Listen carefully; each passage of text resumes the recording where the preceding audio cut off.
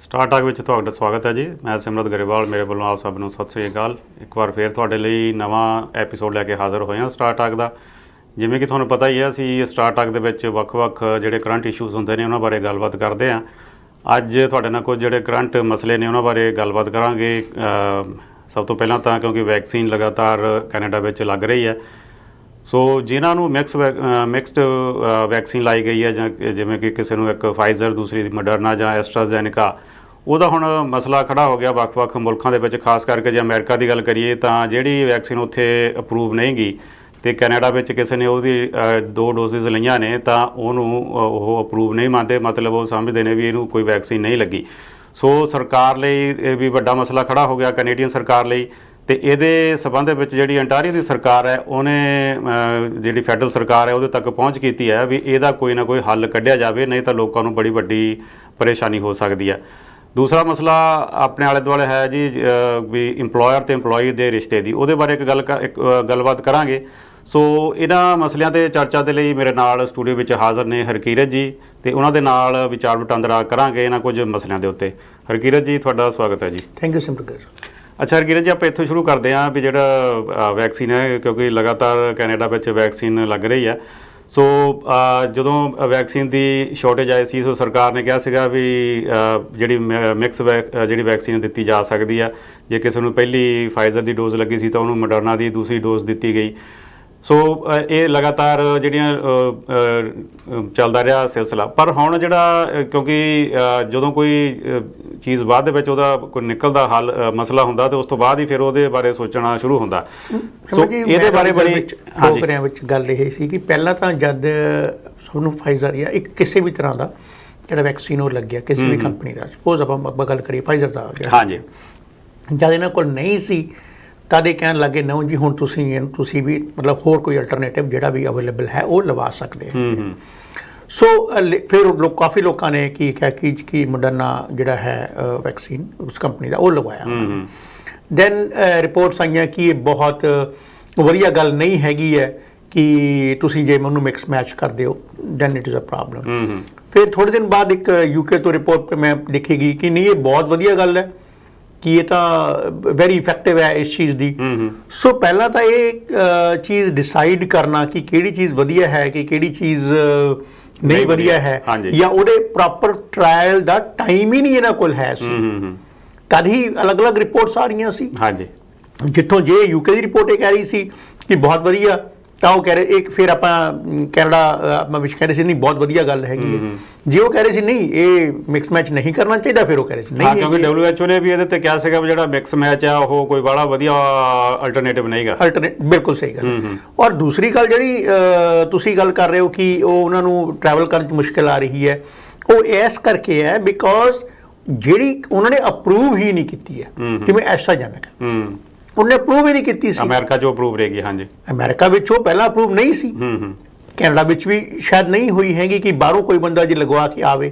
ਸੋ ਇਹ ਗੱਲ ਕਹਿਣੀ ਕਿ ਜੇ ਹੁਣ ਤੁਸੀਂ ਆਪਾਂ ਇੱਥੇ ਇੱਕ ਲਗਵਾ ਕੇ ਗਏ ਆ ਕੋਈ ਵੀ ਵੈਕਸੀਨ, ਅਤੇ ਆਪਾਂ ਬਾਹਰ ਜਾ ਕੇ ਉਹ ਵੈਕਸੀਨ ਲਵਾਉਂਦੇ ਹਾਂ ਜਿਹੜੀ ਕਿ ਅਪਰੂਵ ਨਹੀਂ ਹੈਗੀ ਹੈ, ਫਿਰ ਤਾਂ ਸਰਕਾਰ ਦਾ ਇਹ 'ਚ ਕੋਈ ਦੋਸ਼ ਨਹੀਂ ਹੈ, ਕਿਉਂਕਿ ਜਿਹਨੇ ਲਗਵਾਈ ਹੈ ਉਹਨੂੰ ਇਹ ਗੱਲ ਸੋਚਣੀ ਚਾਹੀਦੀ ਸੀ ਕਿ ਜੇ ਮੈਂ ਅਨਅਪਰੂਵਡ ਵੈਕਸੀਨ ਲਗਵਾ ਰਿਹਾ ਤਾਂ ਮੈਨੂੰ ਕਿਤੇ ਨਾ ਕਿਤੇ ਜਾ ਕੇ ਉਸ ਚੀਜ਼ ਦਾ ਖਮਿਆਜਾ ਭੁਗਤਣਾ ਪਏਗਾ। ਖਾਸ ਕਰਕੇ ਜਿਹੜਾ ਹਰਕੀਰਤ ਜੀ ਮਸਲਾ ਇਸ ਲਈ ਵੀ ਖੜਾ ਹੋਇਆ ਕਿਉਂਕਿ ਹੁਣ ਜੇ ਆਪਾਂ ਕੈਨੇਡਾ ਤੇ ਉੱਤਰੀ ਅਮਰੀਕਾ ਦੀ ਖਾਸ ਕਰਕੇ ਜੇ ਗੱਲ ਕਰੀਏ, ਜੇ ਹੁਣ ਕੈਨੇਡਾ ਦੇ ਵਿੱਚ 4 ਵੈਕਸੀਨ ਅਪਰੂਵ ਸੀਗੀਆਂ, ਹਾਂਜੀ, ਫਾਈਜ਼ਰ, ਮੋਡਰਨਾ ਤੇ ਜੌਨਸਨ ਜੌਨਸਨ ਤੇ ਐਸਟਰਾਜ਼ੈਨੇਕਾ, ਤੇ ਅਮਰੀਕਾ ਦੇ ਵਿੱਚ ਜਿਹੜੀ ਐਸਟਰਾਜ਼ੈਨੇਕਾ ਅਪਰੂਵ ਨਹੀਂ ਸੀਗੀ।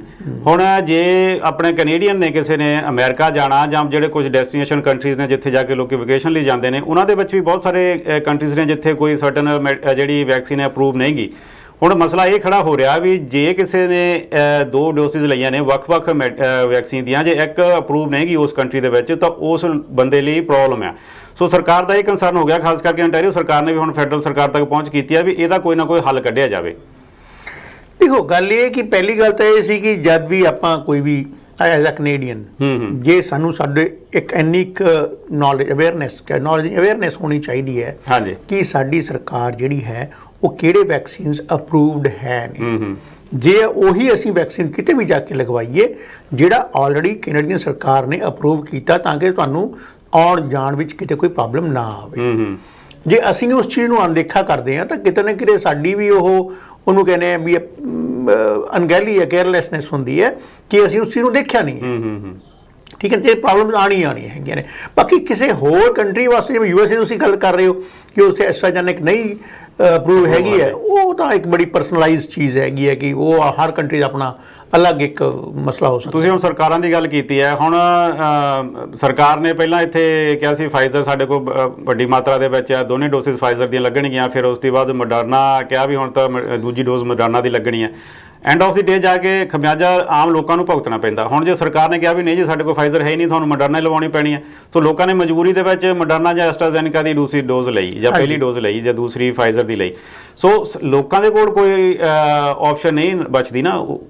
ਅਲਟੀਮੇਟਲੀ ਹੁਣ ਜਦ ਲੋਕ ਬਾਹਰ ਕਿਤੇ ਜਾ ਰਹੇ ਨੇ, ਇਸ ਖਮਿਆਜਾ ਤਾਂ ਲੋਕਾਂ ਨੂੰ ਭੁਗਤਣਾ ਪੈ ਰਿਹਾ, ਸਰਕਾਰ ਨੂੰ ਤਾਂ ਨਹੀਂ ਉਹਦੇ ਵਿੱਚ ਕੋਈ। ਸੁਸ਼ਮਾ ਜੀ ਇਹ ਨਾ ਬੜੀਆਂ ਮਤਲਬ ਕਿ ਵੇਗ ਆਪਾਂ ਗੱਲ ਕਰ ਰਹੇ ਹਾਂ ਕਿ ਠੀਕ ਹੈ ਜੀ ਸਰਕਾਰ ਦੀ ਗਲਤੀ ਹੈ ਜਾਂ ਇਹ ਲੋਕਾਂ ਦੀ ਗਲਤੀ ਹੈ, because these things bound to happen.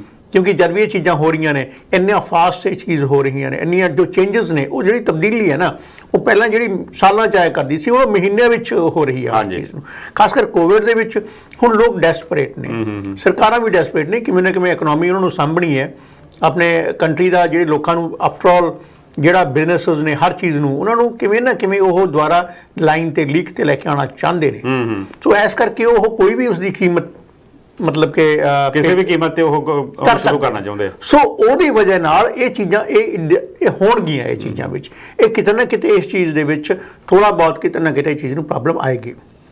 ਅੱਛਾ ਹਰਕਿਰਤ ਜੀ, ਆਪਾਂ ਇੱਕ ਦੂਸਰਾ ਮਸਲਾ ਜਿਵੇਂ ਤੁਹਾਡੇ ਪਹਿਲਾਂ ਵੀ ਡਿਸਕਸ ਕੀਤਾ ਸੀਗਾ, ਕਾਫੀ ਧਿਆਨ ਮੰਗਦਾ ਹੈ, ਤਾਂ ਵੈਸੇ ਕਾਫੀ ਚਿਰ ਤੋਂ ਇਹ ਚੱਲਦਾ ਹੀ ਰਹਿੰਦਾ ਮਸਲਾ, ਜਿਹੜਾ ਇੰਪਲੋਇਰ ਤੇ ਇੰਪਲੋਈ ਦਾ। ਪਿਛਲੇ ਦਿਨਾਂ ਦੇ ਵਿੱਚ ਇੱਕ ਵੀਡੀਓ ਦੇਖਣ ਨੂੰ ਮਿਲੀ ਬਰੈਂਪਟਨ ਦੇ ਵਿੱਚ ਵੀ ਕਿਸੇ ਟਰੱਕਿੰਗ ਕੰਪਨੀ ਦੇ ਘਰ ਦੇ ਓਨਰ ਦੇ ਘਰ ਦੇ ਬਾਹਰ ਕੁਝ ਜਿਹੜੇ ਬੱਚੇ ਮੁਜ਼ਾਹਰਾ ਕਰ ਰਹੇ ਸੀ। ਸੋ ਪਤਾ ਇਹ ਲੱਗਾ ਵੀ ਉਸ ਸਰਟਨ ਕੰਪਨੀ ਦੇ ਮਾਲਕ ਨੇ ਉਹਨਾਂ ਦੇ ਇੱਕ ਬੰਦੇ ਦੇ ਪੈਸੇ ਨਹੀਂ ਦਿੱਤੇ, ਤਾਂ ਉਹਨਾਂ ਨੇ ਉੱਥੇ ਜਿਹੜਾ ਮੁਜ਼ਾਹਰਾ ਕੀਤਾ ਇੱਕ ਦਿਨ, ਤੇ ਉੱਥੇ ਕਾਫੀ ਜਿਹੜੇ ਲੋਕ ਬੱਚੇ ਇਕੱਠੇ ਹੋਏ ਸੀ। ਉਹਨਾਂ ਦਾ ਕਹਿਣਾ ਇਹ ਸੀਗਾ ਵੀ ਇਸ ਬੰਦੇ ਨੇ ਸਾਡੇ ਓਨਰ ਨੇ ਪੈਸੇ ਨਹੀਂ ਦਿੱਤੇ, ਇਸ ਲਈ ਅਸੀਂ ਮੁਜ਼ਾਹਰਾ ਕਰ ਰਹੇ ਹਾਂ। ਪਹਿਲਾਂ ਤਾਂ ਇਹ ਦੇਖੋ ਤੁਸੀਂ ਇਸ ਚੀਜ਼ ਨੂੰ ਕਿਵੇਂ ਦੇਖਦੇ ਹੋ? ਇਹ ਜਾ ਕੇ ਲੋਕਾਂ ਦੇ ਘਰਾਂ ਦੇ ਮੂਹਰੇ ਮੁਜ਼ਾਹਰੇ ਕਰਨੇ ਕੋਈ ਜਾਇਜ਼ ਲੱਗਦਾ ਤੁਹਾਨੂੰ? ਦੇਖੋ ਜੀ, ਇਹ ਨਾ ਵਾਈਸ ਵਰਸਾ ਦੋਨੇ ਆਪਾਂ ਨੂੰ ਇਹਨੂੰ ਜਿਹੜਾ ਇਹ ਸਿਚੁਏਸ਼ਨ ਨੂੰ ਨਾ ਇੱਕ ਬੰਦੇ ਦੇ ਨਜ਼ਰੀਏ ਨਾਲ ਨਹੀਂ ਦੇਖ ਸਕਦੇ। ਹਾਂਜੀ ਬਿਲਕੁਲ, ਇਹਨੂੰ ਐਜ਼ ਆ ਐਮਪਲੋਇਰ ਵੱਲੋਂ ਵੀ ਦੇਖਣਾ ਪੈਣਾ ਹੈਗਾ, ਐਜ਼ ਆ ਐਮਪਲੋਈ ਵੱਲੋਂ ਵੀ ਦੇਖਣਾ ਪੈਣਾ ਹੈਗਾ। ਜੇ ਆਪਾਂ ਇਹ ਕਹੀਏ ਕਿ ਉਸ ਟਾਈਮ ਉਹ ਜਿਹੜੇ ਬੱਚੇ ਸੀ ਕਰ ਰਹੇ ਸੀ ਉਹ ਗਲਤ ਸੀ, ਉਹ ਵੀ ਜਾਇਜ਼ ਨਹੀਂ ਹੈਗਾ। ਲੇਕਿਨ ਕਿਉਂਕਿ ਦੇਖੋ ਜੇ ਇੱਕ ਦੋ ਕਿਸੇ ਵੀ ਇੰਪਲੋਈ ਦੀ ਗੱਲ ਹੋਵੇ ਤਾਂ ਸ਼ਾਇਦ ਆਪਾਂ ਉਹਨੂੰ ਅਣਦੇਖਾ ਕੀਤਾ ਜਾ ਸਕਦਾ ਹੈਗਾ, ਉਹ ਜਾਣਗੇ ਵੀ ਨਹੀਂ। ਜੇ ਹੁਣ ਇੱਕ ਕਾਫੀ ਜ਼ਿਆਦਾ ਲੋਕ ਇਸ ਚੀਜ਼ ਨੂੰ ਕਰ ਰਹੇ ਨੇ ਤਾਂ ਕੋਈ ਨਾ ਕੋਈ ਤਾਂ ਉਹਦੇ ਵਿੱਚ ਬੇਸ ਆਫ ਦੈਟ ਥਿੰਗ ਕੋਈ ਨਾ ਕੋਈ ਗੱਲ ਤਾਂ ਜ਼ਰੂਰ ਹੋਏਗੀ ਉਸ ਚੀਜ਼। ਪਰ ਇਸ ਤਰ੍ਹਾਂ ਦਾ ਮਸਲਾ ਇਹ ਹਰਕਿਰਤ ਜੀ ਪਹਿਲੀ ਵਾਰੀ ਦੇਖਣ ਨੂੰ ਮਿਲਿਆ ਵੀ ਕਿਸੇ ਓਨਰ ਦੇ ਟਰੱਕਿੰਗ ਕੰਪਨੀ ਦੇ ਮਾਲਕ ਜਾਂ ਕਿਸੇ ਦੇ ਘਰ ਦੇ ਬਾਹਰ ਜਾ ਕੇ ਇਸ ਤਰ੍ਹਾਂ ਦਾ ਮੁਜ਼ਾਹਰਾ ਕੀਤਾ ਵੀ ਇਸ ਬੰਦੇ ਨੇ ਸਾਡੇ ਪੈਸੇ ਨਹੀਂ ਦਿੱਤੇ। ਦੇਖੋ ਜੀ, ਗੱਲ ਸਿਮਰਤ ਜੀ ਇਹ ਆ ਕਿ ਜਦ ਵੀ ਇਹ ਹੁਣ ਪ੍ਰੋਬਲਮਸ ਆ ਰਹੀਆਂ ਨੇ, ਇੱਕ ਗੱਲ ਇਹ ਹੁੰਦੀ ਹੈ ਕਿ ਇੱਕ ਜਿਹੜਾ ਸਟੂਡੈਂਟ ਜਾਂ ਟੈਂਪਰੇਰੀ ਵਰਕਰ ਹੁੰਦਾ ਹੈਗਾ, ਜੇ ਸਟੂਡੈਂਟ ਆ ਉਹਨੂੰ 20 ਘੰਟੇ ਕੰਮ ਕਰਨ ਦੀ ਇਜਾਜ਼ਤ ਹੈਗੀ, ਜਿਹੜਾ ਟੈਂਪਰੇਰੀ ਵਰਕਰ ਹੈ ਉਹਦੇ ਕੋਲ ਉਹ ਰਾਈਟ ਨਹੀਂ ਹੁੰਦੇ ਹੈਗੇ ਜੋ ਇੱਕ ਰਾਈਟ ਸਿਟੀਜ਼ਨ ਜਾਂ PR ਕੋਲ ਹੁੰਦੇ ਨੇ। ਠੀਕ ਹੈ। ਸੋ ਕਈ ਵਾਰ ਜਿਹੜਾ ਉਹ ਇੰਪਲੋਇਰ ਹੁੰਦਾ ਉਹ ਵੀ ਧੱਕਾ ਕਰ ਸਕਦਾ ਹੈਗਾ ਵੀ ਠੀਕ ਹੈ ਜੀ ਮੈਨੂੰ ਤੁਸੀਂ ਕੀ ਕਰ ਲੋਗੇ, ਤੁਸੀਂ ਤਾਂ ਕਿਹੜਾ ਇੱਥੇ ਪੱਕੇ ਹੋ, ਮਤਲਬ ਸ਼ੋਸ਼ਣ ਹੁੰਦਾ, ਉਹਦਾ ਸ਼ੋਸ਼ਣ ਹੋ ਸਕਦਾ ਹੈਗਾ ਔਰ ਹੁੰਦਾ ਵੀ ਹੋਏਗਾ। ਦੇਖੋ ਹਰ ਹੁੰਦਾ ਹੈ ਜੀ, ਇਹ ਤਾਂ ਆਪਾਂ ਇਹ ਨਹੀਂ ਕਹਿ ਸਕਦੇ ਕਿ ਸਾਰੇ ਦੁੱਧ ਦੇ ਧੋਤੇ ਹੋਏ ਨੇ, ਇਦਾਂ ਤਾਂ ਕਹਿ ਨਹੀਂ ਸਕਦੇ ਹੈਗੇ, ਰਾਈਟ। ਸੋ ਉਹ ਵੀ ਧੱਕਾ ਕਰਦੇ ਹੈਗੇ ਨੇ।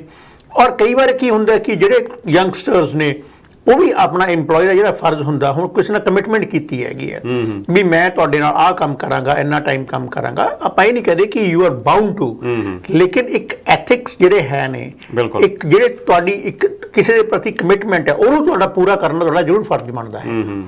ਹੁਣ ਜਿਹੜਾ ਇੰਪਲੋਇਰ ਹੈ ਜੇ ਉਹਨੇ ਆਪਣੀ ਕਮਿਟਮੈਂਟਸ ਅੱਗੇ ਕਿਸੇ ਬਿਜ਼ਨੈਸਿਸ ਨਾਲ ਕੀਤੀਆਂ ਹੋਈਆਂ ਹੈ ਨੇ, ਟਰੱਕਿੰਗ ਕੰਪਨੀ ਵਿੱਚ ਬਹੁਤ ਕਾਮਨ ਗੱਲ ਹੁੰਦੀ ਹੈ, ਟਾਈਮ ਤੇ ਆ ਕੇ ਸਵੇਰੇ ਉਹਨਾਂ ਨੇ ਕੋਈ ਜਾਣਾ ਕਿਤੇ ਵੀ ਔਰ ਸਵੇਰੇ ਨੂੰ ਫੋਨ ਆ ਜਾਂਦਾ ਜੀ ਨਹੀਂ ਮੈਂ ਅੱਜ ਨਹੀਂ ਆ ਸਕਦਾ ਹੈਗਾ, ਤਾਂ ਉਹਦਾ ਨੁਕਸਾਨ ਕਿੰਨਾ ਹੋਇਆ ਉਸ ਚੀਜ਼ ਦਾ। ਹਾਂਜੀ।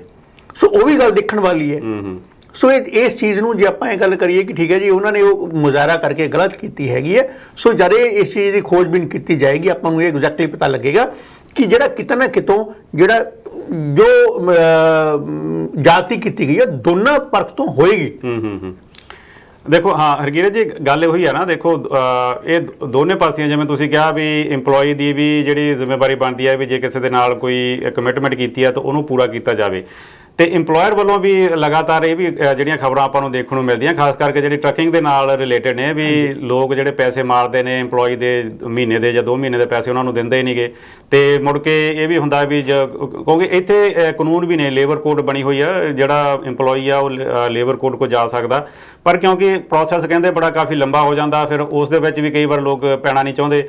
ਉਹਦੇ ਵਿੱਚ ਇਹ ਵੀ ਹੋ ਜਾਂਦਾ ਵੀ ਜਦੋਂ ਤੁਸੀਂ ਆਪਣੇ ਲੇਬਰ ਕੋਡ 'ਚ ਕੇਸ ਕੀਤਾ ਤੇ ਇਨ ਦਾ ਮੀਨ ਟਾਈਮ ਕੰਪਨੀ ਬੈਂਕਰਪਸੀ ਕਰ ਦਿੰਦੀ ਆ ਤੇ ਪੈਸੇ ਕਿਸੇ ਵੀ ਨਹੀਂ ਮਿਲਦੇ। ਸੋ ਇਹ ਜਿਹੜੀ ਦੋਨੇ ਪਾਸੇ ਆ, EMPLOYER ਦਾ ਵੀ ਕਿਤੇ ਨਾ ਕਿਤੇ ਇਹਦੇ ਵਿੱਚ ਰੋਲ ਹੈਗਾ ਤੇ EMPLOYE ਦਾ ਵੀ।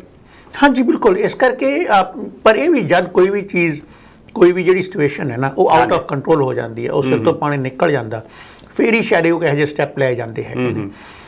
ਸੋ ਇੱਕ EMPLOYE ਦੇ ਨਾਲ, 2 EMPLOYE ਨਾਲ। ਮੇਰਾ ਕਹਿਣ ਦਾ ਮਤਲਬ ਇਹ ਆ ਵੀ ਜੇ ਆਪਾਂ ਹੁਣ ਇਦਾਂ ਹਰੇਕ ਹੀ ਉੱਠ ਕੇ ਲੋਕਾਂ ਦੇ ਘਰਾਂ ਦੇ ਮੂਹਰੇ ਮੁਜ਼ਾਹਰੇ ਕਰਨ ਲੱਗ ਪਏ, ਮੇਰੇ ਖਿਆਲ ਕੋਈ ਮਸਲੇ ਦਾ ਹੱਲ ਨਹੀਂਗਾ।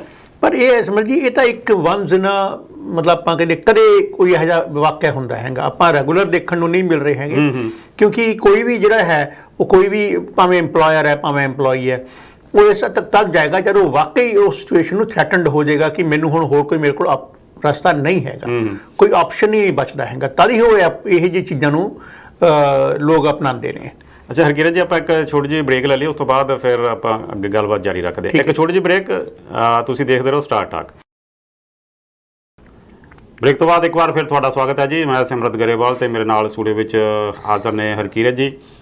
ਅੱਛਾ, ਇੱਕ ਹੋਰ ਮਸਲਾ ਪਿਛਲੇ ਦਿਨਾਂ ਦੇ ਵਿੱਚ ਕਾਫੀ ਚਰਚਾ ਦੇ ਵਿੱਚ ਰਿਹਾ, ਕਾਫੀ ਵੱਡੀ ਪੱਧਰ ਤੇ ਇਹਦੇ ਤੇ ਚਰਚਾ ਹੋਈ ਹੈ, ਜਿੱਥੇ ਕੈਨੇਡੀਅਨ ਮੀਡੀਆ ਦੇ ਵਿੱਚ ਉੱਥੇ ਭਾਰਤੀ ਮੀਡੀਆ ਦੇ ਵਿੱਚ ਵੀ ਇਹਦੇ ਤੇ ਕਾਫੀ ਚਰਚਾ ਹੋਈ।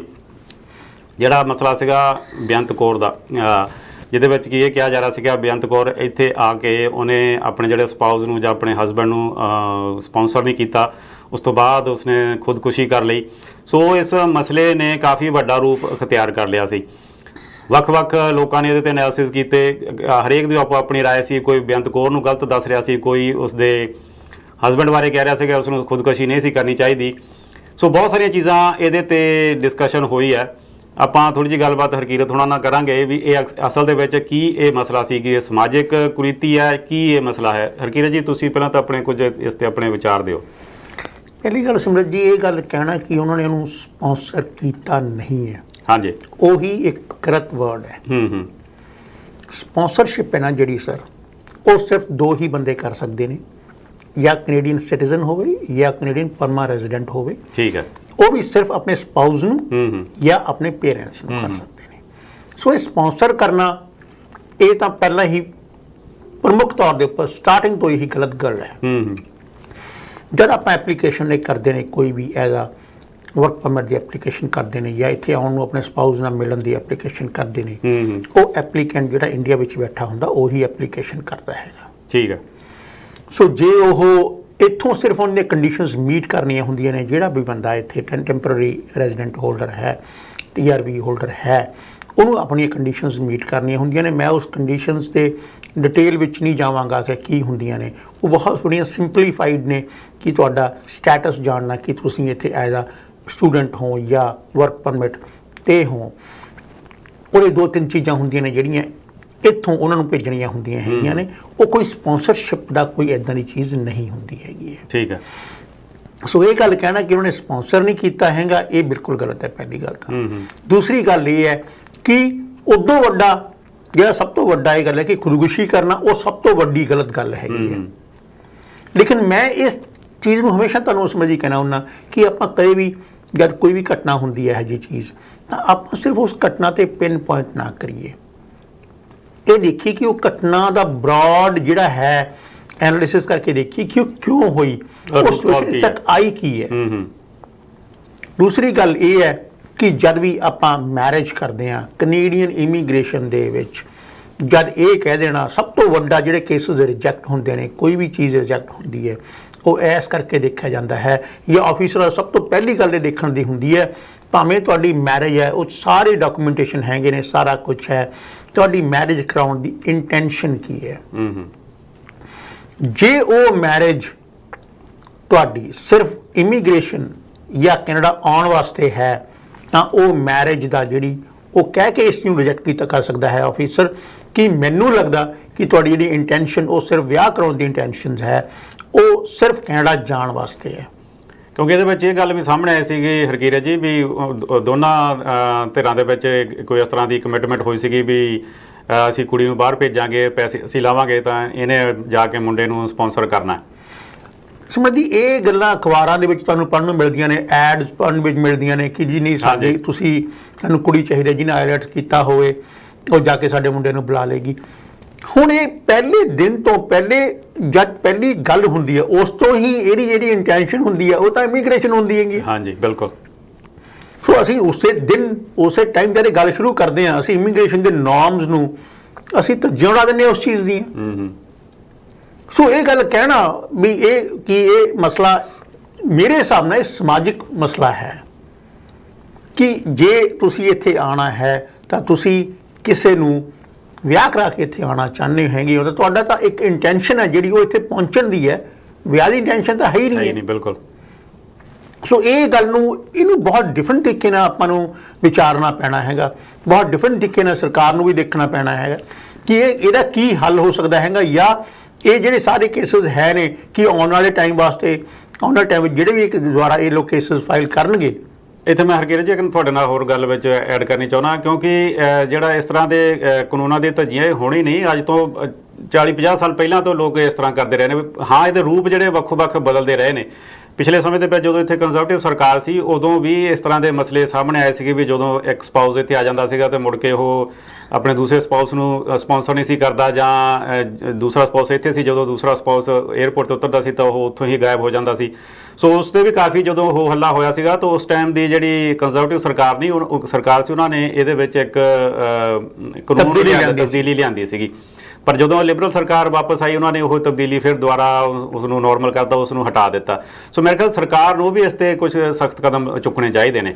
ਦੇਖੋ ਜੀ ਗੱਲ ਇਹ ਹੈ ਕਿ ਇਹਦੇ ਵਿੱਚ ਕੋਈ ਕੇਸ ਕਾਨੂੰਨ ਦੇ ਵਿੱਚ ਜਿਹੜੀ ਹੈ ਨੇ ਉਹ ਕਾਨੂੰਨ ਉਹਨੂੰ ਦੇਖ ਕੇ ਉਹਨੂੰ ਰਿਸਰਚ ਕਰਕੇ ਦੇਖਣਾ ਚਾਹੀਦਾ ਹੈ ਕਿ ਕੀ ਇਹ ਚੀਜ਼ ਦੀ ਵੈਲਿਡਿਟੀ ਕੀ ਹੈ ਕਿ ਨਹੀਂ ਹੈਗੀ ਹੈ। ਕਿ ਅੱਜ ਦੀ ਡੇਟ ਵਿੱਚ ਜਿਹੜੀ ਤੁਸੀਂ ਗੱਲ ਕਰ ਰਹੇ ਹੋ ਉਹ ਸਪਾਂਸਰਸ਼ਿਪ ਦੀ ਗੱਲ ਸੀ। ਹਾਂਜੀ। ਉਹ ਜਿਹੜੇ ਕੋਈ ਪੀਆਰ ਤੇ ਕਿਸ ਨੂੰ ਬਣਾਉਂਦੇ ਉਸ ਟਾਈਮ ਦੀ ਸਾਰੀਆਂ ਗੱਲਾਂ ਹੈਗੀਆਂ ਸੀ, ਸਿਟੀਜ਼ਨ ਜਾਂ ਕੋਈ ਪੀ ਆਪਣੇ ਸਪਾਊਸ ਨੂੰ ਸਪਾਂਸਰ ਕਰਦਾ ਸੀ ਨਾ, ਉਸ ਟਾਈਮ ਇਹ ਚੀਜ਼ਾਂ ਸਾਰੀਆਂ ਹੋਈਆਂ ਸੀ। ਲੇਕਿਨ ਜਿਹੜੀ ਆਹ ਗੱਲ ਉੱਠੀ ਹੈ ਇਹ ਇੱਕ as a work permit the application ਦੀ ਆਪਾਂ ਗੱਲ ਕਰ ਰਹੇ ਹਾਂ। ਸੋ ਜਦੋਂ ਦੇਖਿਆ ਜਾਵੇ ਤਾਂ ਬਹੁਤ ਸਾਰੀਆਂ ਹੁਣ ਆਪਾਂ ਨੂੰ ਇਹ ਨਹੀਂ ਪਤਾ ਹੈ ਕਿ ਉਸ ਜਿਹੜੀ ਕੁੜੀ ਨੇ ਗੱਲ ਕੀਤੀ ਹੈ ਬਹੁਤ ਸਾਰੇ ਇਹੋ ਜਿਹੇ ਜਿਹੜੇ ਕੇਸਿਸ ਸਾਹਮਣੇ ਆਉਂਦੇ ਨੇ ਉਹਨਾਂ ਦਾ ਆਪਣਾ ਪਰਸਨਲਾਈਜ਼ ਸਿਚੁਏਸ਼ਨ ਕੀ ਹੈ, ਉਹਦੀ ਫੈਮਿਲੀ ਸਿਚੁਏਸ਼ਨ ਕੀ ਹੈ। ਇਹ ਚੀਜ਼ ਬਹੁਤ ਦੇਖਣਾ ਹੈ ਕਿ ਸਮਾਜਿਕ ਪੰਜਾਬ ਦੇ ਵਿੱਚ ਜਿਹੜੀ ਇਹ ਸਮਾਜਿਕ ਜਿਹੜਾ ਸਿਚੁਏਸ਼ਨ ਜਿਹੜੀ ਢਾਂਚਾ ਉਹ ਬਦਲ ਰਿਹਾ ਉਹ ਕਿਵੇਂ ਬਦਲ ਰਿਹਾ ਹੈਗਾ, ਕਿਉਂ ਬਦਲ ਰਿਹਾ ਹੈਗਾ।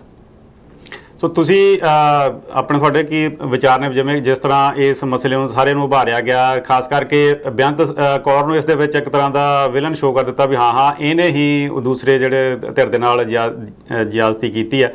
ਤੁਸੀਂ ਕੀ ਸਮਝਦੇ ਹੋ ਵੀ ਇਹ? ਦੇਖੋ ਜੀ ਦੇਖੋ ਮੈਂ ਬੇਅੰਤ ਕੌਰ ਦੇ ਆਪਾਂ ਗੱਲ ਕਹੀਏ ਕਿ ਉਹਨੇ ਜ਼ਿਆਦਤੀ ਕੀਤੀ ਆਪਾਂ ਨੂੰ ਤਾਂ ਪਤਾ ਹੀ ਨਹੀਂ ਉਸ ਚੀਜ਼ ਬਾਰੇ ਵੀ ਕੀ ਐਕਚੁਅਲ ਗੱਲ ਹੋਈਆਂ ਨੇ। ਇਹ ਸਾਰਾ ਜਿਹੜਾ ਸੋਸ਼ਲ ਮੀਡੀਆ ਤੇ ਗੱਲ ਹੋਈ ਹੈ ਸਾਰੀ ਉਹ ਇੱਕ ਸਿਰਫ ਆਪਣੀ ਅਜ਼ੰਪਸ਼ਨਸ ਨੇ ਕਿ ਐ ਹੋਇਆ ਹੋਊਗਾ, ਉਹਨੇ ਆਹ ਕਿਹਾ ਹੋਊਗਾ, ਉਹ ਤੇ ਇਹ ਹੋਇਆ ਹੋਊਗਾ। ਇਹ ਸਾਰੀਆਂ ਅਜ਼ੰਪਸ਼ਨਸ ਨੇ, ਇਹ ਹਰ ਬੰਦੇ ਪਰਸਨਲ ਵਿਚਾਰ ਨੇ। ਕਿਸੇ ਨੂੰ ਇਹ ਨਹੀਂ ਪਤਾ ਕਿ ਐਗਜ਼ੈਕਟ ਕੀ ਗੱਲ ਸੀ, ਉਹ ਤਾਂ ਸਿਰਫ ਉਹਨਾਂ ਨੂੰ ਪਤਾ ਨਾ ਜਾਂ ਉਹਦੇ ਪਰਿਵਾਰ ਨੂੰ ਗੱਲ ਪਤਾ ਹੈਗੀ ਹੈ।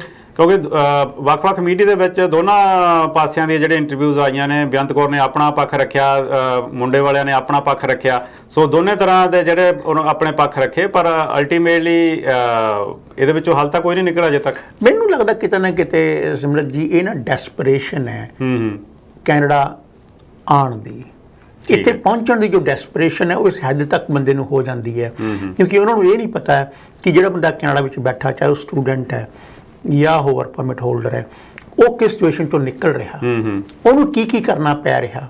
ਇੱਕ ਸਟੂਡੈਂਟ ਆਂਦਾ ਉਹਨੂੰ ਕਾਲਜ ਵੀ ਜਾਣਾ ਹੈ, ਉਹਨੂੰ ਕਾਲਜ ਜਾ ਕੇ ਫਿਰ ਆਪਣੀ ਫੀਸਿਸ ਵੀ ਭਰਨੀਆਂ ਨੇ, ਉਹਨੂੰ ਆਪਣੇ ਕੰਮ ਵੀ ਕਰਨਾ, ਉਹਨੂੰ ਅਸਾਈਨਮੈਂਟਸ ਵੀ ਕਰਨੀਆਂ ਨੇ, ਉਹਨੂੰ ਸਾਰੀਆਂ ਓਬਲੀਗੇਸ਼ਨਸ ਵੀ ਲੈਣੀਆਂ ਨੇ। ਉਸ ਤੋਂ ਬਾਅਦ ਉਹਦਾ ਕੰਮ ਕੀ ਹੈ, ਉਹਨੇ ਡਾਕੂਮੈਂਟ ਪ੍ਰੋਵਾਈਡ ਕਰਨੇ ਨੇ ਤੇ ਐਪਲੀਕੇਸ਼ਨ ਇੰਡੀਆ ਚੋਂ ਹੋਣੀ ਹੈਗੀ ਹੈ। ਹੁਣ ਉਹ ਸਿਚੁਏਸ਼ਨ ਸ਼ਾਇਦ ਉਹ ਨਹੀਂ ਸਮਝਦੇ ਵੀ ਡੈਸਪਰੇਸ਼ਨ ਵਿੱਚ ਇਹ ਜਿਹੜਾ ਕਦਮ ਉਹਨਾਂ ਨੇ ਚੁੱਕਿਆ ਹੋ ਬੇਅੰਤ ਕੌਰ ਦੇ ਜਿਹੜੇ ਹਸਬੈਂਡ ਨੇ, ਸੋ ਲੇਕਿਨ ਉਹ ਸਿਚੁਏਸ਼ਨ ਨੂੰ ਸਮਝ ਨਹੀਂ ਪਾਉਂਦੇ ਕਿ ਇੱਥੇ ਜਿਹੜਾ ਬੰਦਾ ਬੈਠਾ ਹੈ ਉਹ ਕਿਸ ਦੌਰ ਤੋਂ ਕਿਸ ਸਿਚੁਏਸ਼ਨ ਤੋਂ ਗੁਜ਼ਰ ਰਿਹਾ ਹੈ।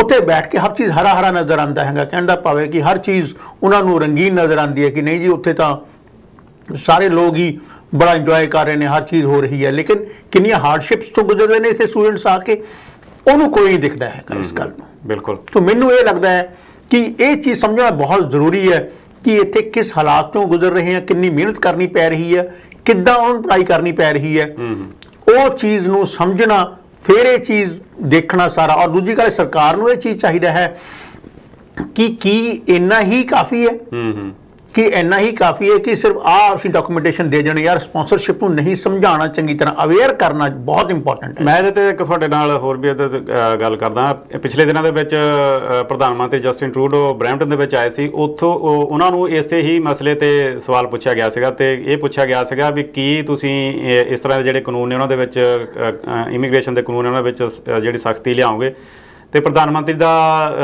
ਬਿਆਨ ਇਹ ਸੀਗਾ ਵੀ ਨਹੀਂ, ਅਸੀਂ ਇਮੀਗ੍ਰੇਸ਼ਨ ਦੇ ਕਾਨੂੰਨਾਂ ਦੇ ਵਿੱਚ ਕੋਈ ਹੋਰ ਸਖਤੀ ਨਹੀਂ ਲਿਆਵਾਂਗੇ ਕਿਉਂਕਿ ਕੈਨੇਡਾ ਨੂੰ ਬਹੁਤ ਵੱਡੀ ਪੱਧਰ ਤੇ ਜਿਹੜੀ ਇਮੀਗ੍ਰੇਸ਼ਨ ਚਾਹੀਦੀ ਹੈ। ਮੇਰਾ ਖਿਆਲ ਜੇ ਦੂਸਰੇ ਦੇਸ਼ਾਂ ਦੀ ਗੱਲ ਕਰੀਏ ਜਿਨ੍ਹਾਂ ਨੂੰ ਕੈਨੇਡਾ ਫੋਲੋ ਕਰਦਾ ਇਮੀਗ੍ਰੇਸ਼ਨ ਲਾਜ਼ ਬਣਾਉਣ ਦੇ ਲਈ, ਤੇ ਉੱਥੇ ਮੇਰੇ ਖਿਆਲ ਕਾਫੀ ਸਖਤ ਕਾਨੂੰਨ ਨੇ। ਸੋ ਕੈਨੇਡਾ ਨੂੰ ਵੀ ਕੀ ਇਸ ਤਰ੍ਹਾਂ ਦੇ ਮੇਰੇ ਖਿਆਲ ਦੇ ਨਾਲ ਕੁਛ ਨਾ ਕੁਛ ਤਾਂ ਜਿਹੜਾ ਕਾਨੂੰਨਾਂ ਦੇ ਵਿੱਚ ਤਬਦੀਲੀ ਕਰਨੀ ਚਾਹੀਦੀ ਹੈ। ਇਹ ਤਾਂ ਸਰਕਾਰ ਨੂੰ ਚਾਹੀਦਾ ਕਿ ਬੈਠ ਕੇ ਤੇ ਵਿਚਾਰ ਕਰੇ ਹਾਂਜੀ ਕਿ ਕਿੰਨਾ ਸਾਨੂੰ ਲੋੜ ਹੈ ਔਰ ਅਸੀਂ ਕਿੰਨਾ ਇਹਨੂੰ ਲਿਬਰਲ ਹੋਰ ਹੋ ਸਕਦੇ ਹੈਗੇ ਆ, ਜਾਂ ਕਿੰਨਾ ਸਾਨੂੰ ਸਖਤ ਕਰਨਾ ਚਾਹੀਦਾ ਹੈਗਾ, ਜਾਂ ਅੱਜ ਕੱਲ੍ਹ ਦੀ ਜਿਹੜੀ ਸਿਚੁਏਸ਼ਨ ਸੀ ਉਹ ਹੋਰ ਸੀ, ਅੱਜ ਦੀ ਜਿਹੜੀ ਸਿਚੁਏਸ਼ਨ ਹੋਰ ਹੈ। ਕਿਉਂਕਿ ਜਦ ਆਪਾਂ ਇਹੋ ਜਿਹੀਆਂ ਸਿਚੁਏਸ਼ਨਸ ਨਜ਼ਰ ਆਉਣ ਲੱਗ ਜਾਂਦੀਆਂ ਨੇ ਤਾਂ ਸਾਨੂੰ ਪਤਾ ਲੱਗਦਾ ਵੀ ਕਿਤੇ ਨਾ ਕਿਤੇ ਦੇ ਲੂਪ ਹੋਲਸ ਨੇ, ਉਹ ਲੂਪ ਹੋਲਸ ਨੂੰ ਸਾਨੂੰ ਭਰਨਾ ਬਹੁਤ ਇੰਪੋਰਟੈਂਟ ਹੋ ਜਾਂਦਾ ਹੈਗਾ। ਸੋ ਜਿਹੜੇ ਇਮੀਗ੍ਰੇਸ਼ਨ ਦੇ ਮਾਹਿਰ ਨੇ ਉਹਨਾਂ ਨੂੰ ਬੈਠ ਕੇ ਇਮੀਗ੍ਰੇਸ਼ਨ ਮਿਨਿਸਟਰਸ ਦੇ ਨਾਲ ਬੈਠ ਕੇ ਗੱਲ ਜ਼ਰੂਰ ਕਰਨੀ ਚਾਹੀਦੀ ਹੈ ਕਿ ਜਿਹੜੇ ਇਹ ਇਸ ਤਰ੍ਹਾਂ ਦੀਆਂ ਜਿਹੜੀਆਂ ਲੋਕ ਫਾਇਦਾ ਲੈਂਦੇ ਨੇ ਜਾਂ ਇਹਦੇ ਜੋ ਸਿੱਟੇ ਨਜ਼ਰ ਆ ਰਹੇ ਨੇ, ਤਾਂ ਕਿਤੇ ਨਾ ਕਿਤੇ ਤਾਂ ਉਹਦੇ ਲੂਪ ਹੋਲਸ ਹੈ ਨੇ ਨਾ। ਸੋ ਉਹਦੇ ਬੈਠ ਕੇ ਇਹਨੂੰ ਚੇਂਜਸ ਕਰਨ ਦੀ ਜਿਹੜੀ ਲੋੜ ਹੈ ਉਹ ਉਹਨਾਂ ਨੂੰ ਜ਼ਰੂਰ ਕਰਨੀ ਚਾਹੀਦੀ ਹੈ ਉਸ ਚੀਜ਼ ਵਿੱਚ। ਹਕੀਰਤ ਜੀ, ਅੱਜ ਦੇ ਪ੍ਰੋਗਰਾਮ ਦੇ ਵਿੱਚ ਤੁਸੀਂ ਸ਼ਾਮਲ ਹੋਏ, ਤੁਹਾਡਾ ਬਹੁਤ ਬਹੁਤ ਧੰਨਵਾਦ ਜੀ। ਥੈਂਕ ਯੂ ਸਿਮਰਤ ਜੀ। ਤੁਸੀਂ ਦੇਖ ਰਹੇ ਸੀ ਸਟਾਰ ਟਾਕ। ਅਗਲੇ ਹਫਤੇ ਫਿਰ ਤੁਹਾਡੇ ਲਈ ਇੱਕ ਨਵਾਂ ਸ਼ੋਅ ਲੈ ਕੇ ਹਾਜ਼ਰ ਹੋਵਾਂਗੇ। ਅੱਜ ਦੇ ਵਿਸ਼ੇ ਜਿਹੜੇ ਤੁਹਾਡੇ ਨਾਲ ਸਾਂਝੇ ਕੀਤੇ ਕਿਸ ਤਰ੍ਹਾਂ ਦੇ ਲੱਗੇ, ਤੁਸੀਂ ਆਪਣੇ ਵਿਚਾਰ ਸਾਡੇ ਨਾਲ ਜ਼ਰੂਰ ਸਾਂਝੇ ਕਰ ਸਕਦੇ ਹੋ। ਅਗਲੇ ਹਫਤੇ ਫਿਰ ਤੁਹਾਡੇ ਨਾਲ ਮੁਲਾਕਾਤ ਕਰਾਂਗੇ, ਉਦੋਂ ਤੱਕ ਦਿਓ ਇਜਾਜ਼ਤ। ਧੰਨਵਾਦ।